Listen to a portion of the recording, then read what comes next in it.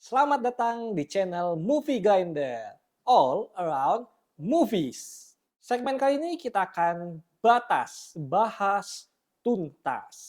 Kita akan bahas film Transformers Rise of the Beast.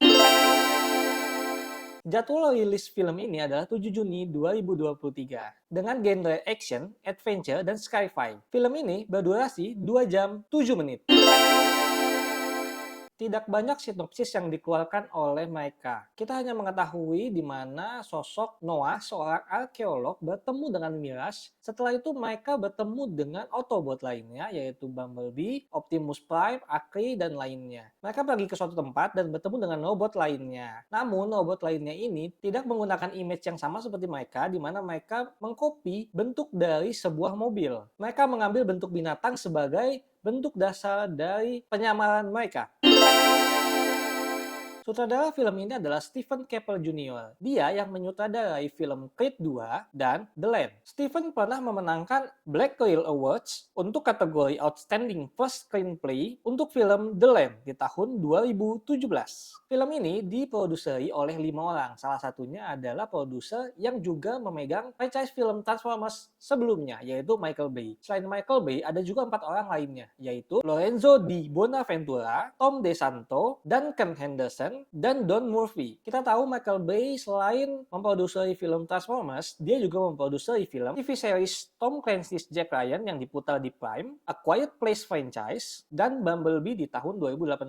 Michael Bay juga memenangkan Bandung Film Festival untuk kategori Jury Prize of Commendable Imported Film untuk film Quiet Place di tahun 2018. Namun uniknya, Michael Bay selain mendapatkan penghargaan untuk film terbaik, dia juga pernah mendapatkan penghargaan untuk film terburuk, yaitu pemenang dari Razzie Awards untuk kategori Worst Director untuk film Transformers Age of Extinction dan Transformers Revenge of the Fallen. Lorenzo Di Bonaventura pernah memproduksi film Plane, Snake Eyes, dan TV series Jupiter Legacy. Untuk Tom DeSanto, dia pernah memproduksi film yang sama dengan Michael Bay, yaitu Bumblebee dan juga Transformers franchise. Namun selain itu, dia juga pernah memproduksi film X-Men dan X-Men kedua di tahun 2000 dan 2003. Dia juga pernah mendapatkan penghargaan seperti Newport Beach Film Festival untuk kategori Outstanding Achievement in a Documentary untuk film Ringers, Lord of the Fans. Sedangkan Duncan Henderson pernah memproduksi film Space Jam: A New Legacy, Maleficent, Misters of Evil, dan juga Ben-Hur. Duncan pernah mendapatkan nominasi Oscar untuk kategori Best Picture untuk film Master and Commander,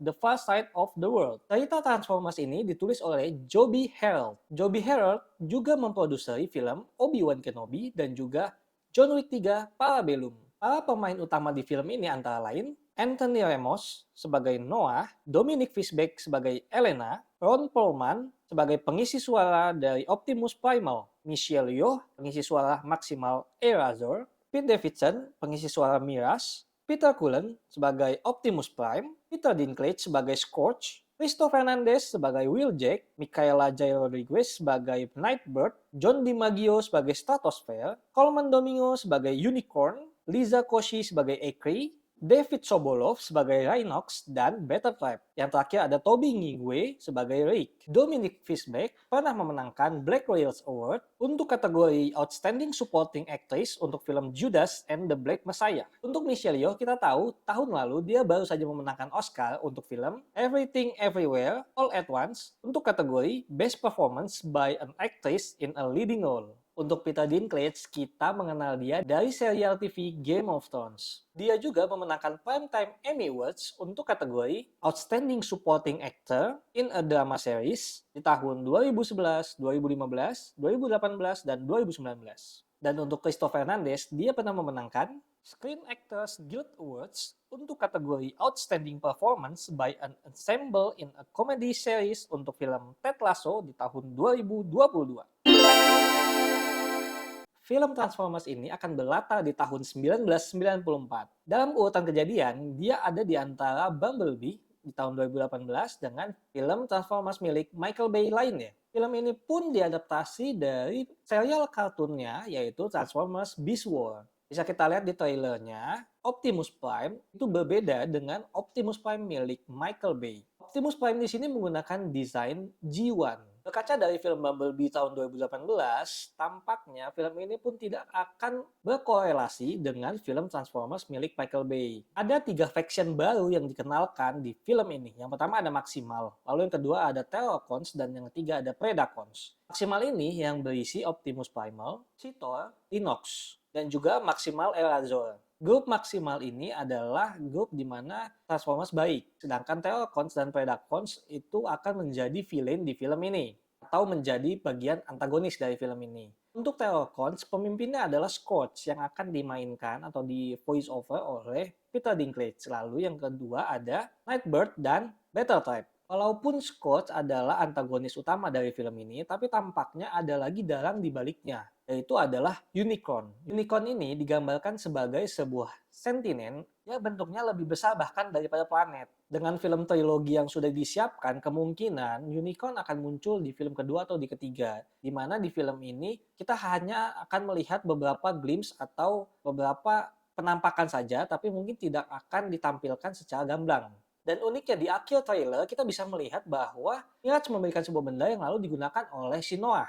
Dan kita melihat sesosok robot yang besarnya seperti manusia. Dan itu adalah Noah yang menggunakan exosuits. Exosuits ini diberikan oleh Mirage agar dia bisa bertarung dengan robot lainnya untuk mengalahkan robot-robot jahat lainnya. Dan kita bisa melihat bahwa Optimus Prime yang kita tonton selama ini, dia sangat menghargai keberadaan manusia. Sedangkan di trailer ini kita bisa melihat bahwa dia agak bingung dan kaget dan juga marah kenapa Mirage membawa manusia dalam perang mereka. Berarti ada kemungkinan di sini Optimus Prime belum begitu dekat atau belum begitu menghargai kemampuan dari seorang manusia. Apakah setelah film ini dia akan berubah dan menjadi lebih respect kepada manusia? Setelah 5 tahun film ini vakum dari layar lebar, kita akhirnya bisa menikmatinya kembali. Tapi pertanyaannya adalah apakah film ini akan mendapatkan tanggapan yang baik atau akan seperti film Michael Bay yang banyak menerima kritik buruk. Sekian video hari ini. Kalau kalian punya fakta menarik lainnya, kalian boleh tulis di kolom komentar. Jangan lupa juga buat subscribe,